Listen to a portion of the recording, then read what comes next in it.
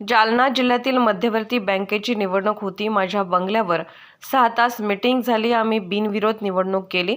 ती क्लिप माझी नाही, क्लिप खोटी आहे। कायदेशीर सल्ला पुढे काय करायचं हे ठरवेन। क्लिप खरी असेल तर कोर्टात जावे। हे बघा, मी सकाळीच खुलासा केलेला आहे। जालना जिल्हा मध्यवर्ती बँकेची निवडणूक होती। माझ्या बंगल्यावर 6 तास मीटिंग झाली आणि आम्ही बिनविरोध निवडणूक केली आणि निवडणूक होऊन आता 15 दिवस झालेत। ही क्लिप माझी नाही, ही क्लिप खोटी आहे। 100% माझं आणि त्यांचं काही बोलणं झालेलं नाही। टोपे साहेबांना याबाबतीत ज्या शिव्या दिलेल्या आहेत, जिल्हा मध्यवर्ती बँकेच्या उपाध्यक्षपदी निवड समितीत तुम्ही 100 वेळा विचारले तरी उत्तर हेच आहे की बँकेची निवडणूक झाली, बिनविरोध झाली, बैठकीमध्ये काही चर्चा झाली।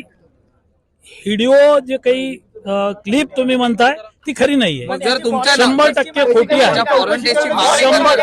100% मी आता पाहिलंय। कायदेशीर काय सल्ला घेऊन वकिलाशी बोलून मी ठरवलं काय करायचं। चला, काय गुन्हा दाखल करणार का? काही नाही, संपलेला विषय आहे। 15 दिवसापूर्वीची घटना आहे।